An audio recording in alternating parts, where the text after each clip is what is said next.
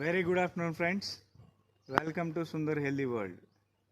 Today మనం royal Enfield 350cc వెహికల్కి Sundar carbon antidote చేయబోతున్నాం. సో ఈ యొక్క వెహికల్ కండిషన్ ఎలా ఉంది, ఆఫ్టర్ బిఫోర్ ఇంజన్లో ఏమేమి చేంజెస్ జరిగినాయి, అసలు ఈ వెహికల్కి యాంటీడాట్ చేయాల్సిన అవసరం ఏంటి, ఈ మూడు కూడా ప్రతి ఒక్కరికి కూడా అవసరాలు, అంటే ప్రతి ఒక్కరు తెలుసుకోవాల్సిన విషయాలు. బేసిక్గా ప్రతి ఒక్క వాహనాన్ని కూడా మనం కొంటాం. ఒకప్పుడు అంటే 60 రూపాయల పెట్రోల్, 50 రూపాయల పెట్రోల్ ఉంది కాబట్టి అది ఎవరికి అంత సమస్య కాదు. పెట్రోల్ వెహికల్స్లో కూడా ఇంకా పెద్ద సీసీ వెహికల్స్ కొనుక్కోవాలి అనే ఒక ప్యాషన్, మోజుతోటి అందరం కొనుక్కుంటున్నాం. ప్రస్తుతం ఉన్న కాలంలో 90 రూపాయలు, 100 రూపాయలకి రీచ్ అయిన పెట్రోల్ రేషియో ఆటోమేటిక్గా ఇంకా రోజు రోజుకి ఇంకా పెరిగేదే కానీ తగ్గేదైతే కాదు. మనకు వాస్తవికమైన పరిస్థితులు కనిపిస్తున్నాయి. డియర్ ఫ్రెండ్స్, ఇక్కడ మేము చెప్తున్నది ఏంటంటే since years of the time నుంచి ఈ సుందర్ కార్బన్ యాంటీడాట్ కనిపెట్టబడి నుంచి ఈ రోజు వరకు కూడా ఈ యొక్క technology only depending on engine designing మీదే డిపెండ్ అయ్యి ఉంది. ఇంజిన్ డిజైనింగ్లో ఏం జరుగుతుంది, ఇంజిన్లో ఇక్కడ 4 స్ట్రోక్ కంబషన్ జరుగుతుంది. 4 స్ట్రోక్ కంబషన్లో అన్బర్న్ ఫ్యూయల్ మండకుండా కొంత ఇంధనం వేస్ట్గా వెళ్ళిపోతూ ఉంది.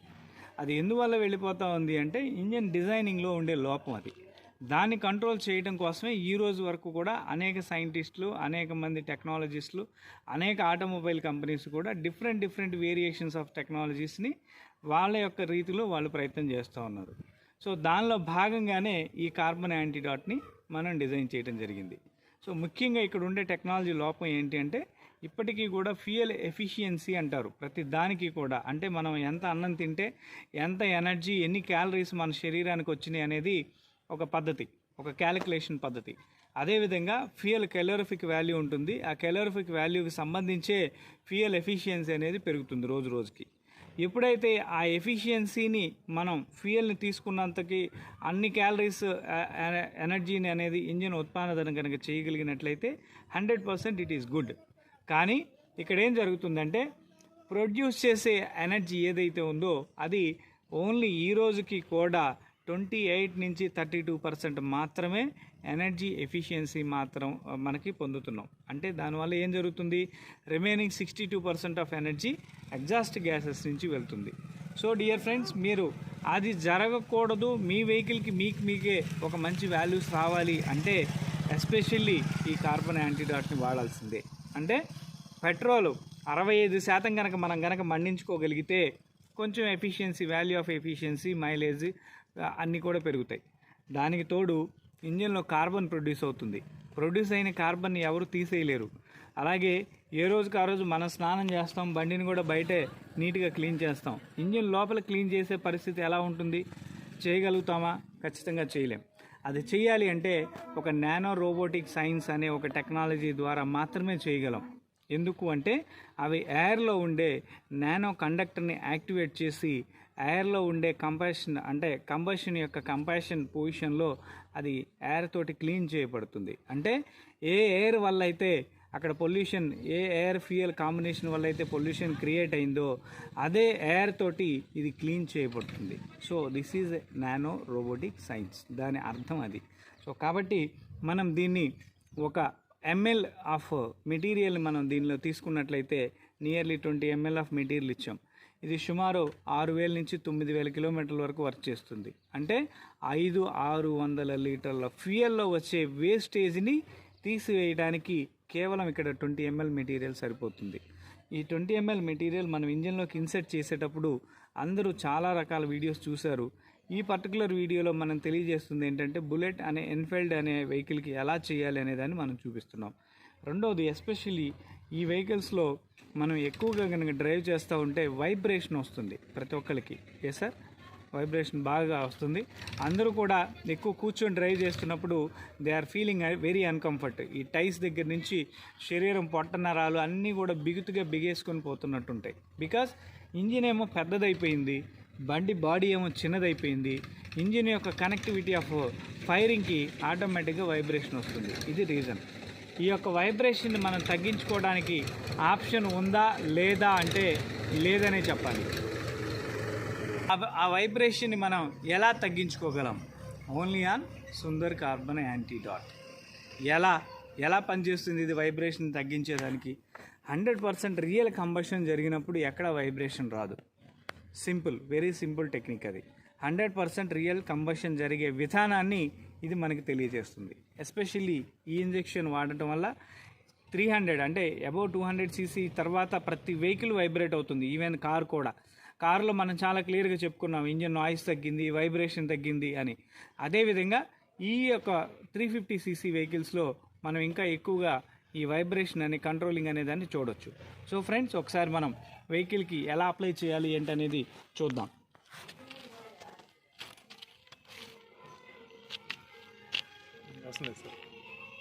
క్లచ్ అవసరం లేదు సార్.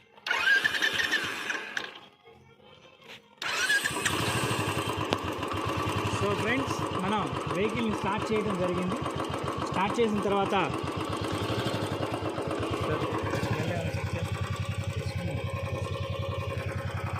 మీకు తెలుస్తుంది సార్.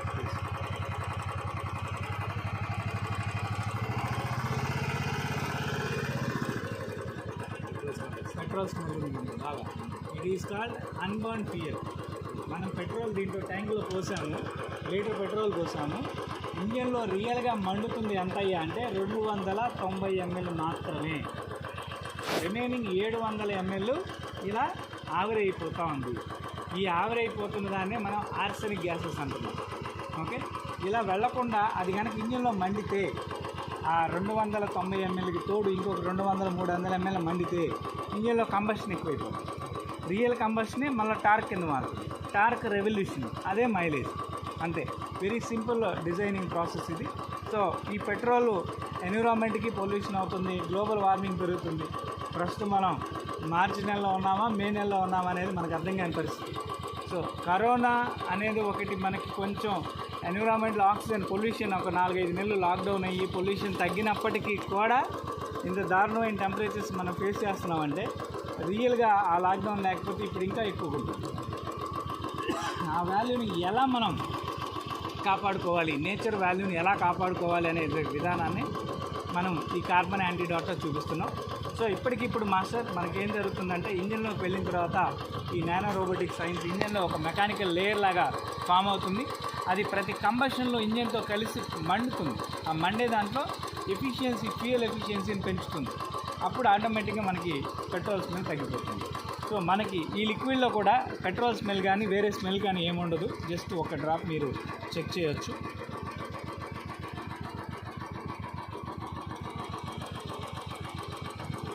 స్పిరిట్ కానీ ఆల్కహాల్ కానీ ఏ పెట్రోలియం గ్రూప్ కూడా దీంట్లో మనం పెట్టం. Pure water with nano agents. ఆ నానో ఏజెంట్స్ని మనం కనెక్టివిటీ పెట్టినప్పుడు దాన్ని ఇంజిన్లోకి వెళ్ళిన తర్వాత వర్క్ చేస్తుంది. సో ఆ వాటర్ కూడా ఒక స్పెషలైజ్డ్ వాటర్. ఆ వాటర్ అయితేనే దీనికి ఎక్స్పైరీ డేట్ లేకుండా ఉంటుంది. సో ఇది దీని డిజైనింగ్లో ఉండే గొప్పతనం. సో ఒకసారి దీన్ని ఎలా అప్లై చేయాలో చూపిస్తాను.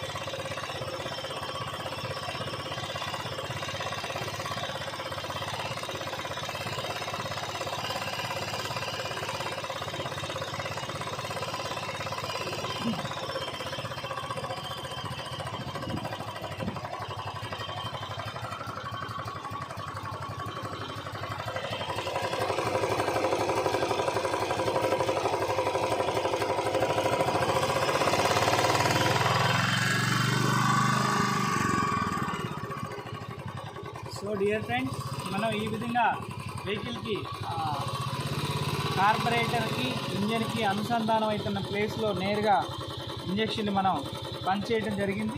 ఒకసారి ఇంజక్షన్ కంప్లీట్ అయిన తర్వాత నేరుగా ఇలా రిమూవ్ చేయొచ్చు. ఎక్కడా కూడా రబ్బర్ కాబట్టి రబ్బర్కి ఒక ఫ్లెక్సిబిలిటీ ఉంటుంది. ఆ ఫ్లెక్సిబిలిటీలో వెంటనే తీసివేసిన తర్వాత అది మళ్ళా న్యాచురల్ బాండింగ్ అనేది హ్యూమన్ స్కిన్ ఎలా అయితే న్యాచురల్ బాండ్ అవుతుందో అది కూడా అలాంటి బాండింగే ఉంటుంది. దానివల్ల ఎట్టి పరిస్థితుల్లో వేరే నష్టమేమి ఉండదు.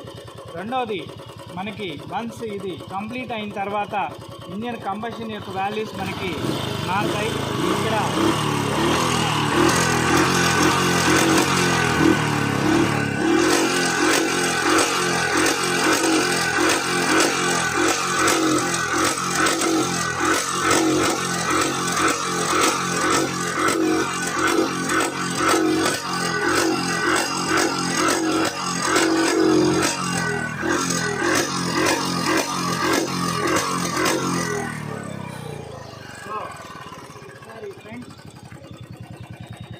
చిన్న ఈ కార్బన్ పార్టికల్స్ మనం ఇంజన్ నుంచి సపరేట్ అవ్వడాన్ని మనం ఇక్కడ చాలా క్లియర్గా ఐడెంటిఫై చేయొచ్చు.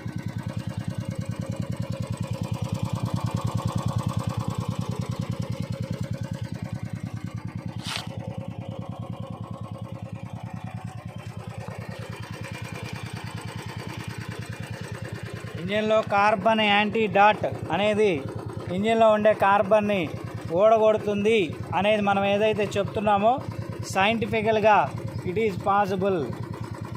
సో అది చిన్న చిన్న రేణువులుగా ఈ రకంగా ఊడిపోయి ఇంజన్ నుంచి బయటికి రావడాన్ని మనం గమనించవచ్చు ఫ్రెండ్స్.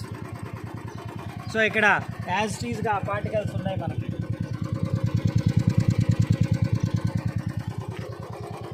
ఫ్లెక్స్ లాగా ఊడిపోయింది.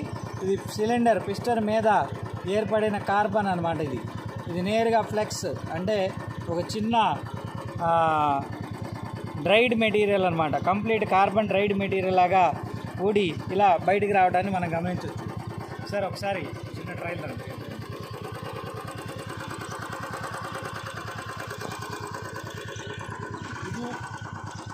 ఇది మెడకైతే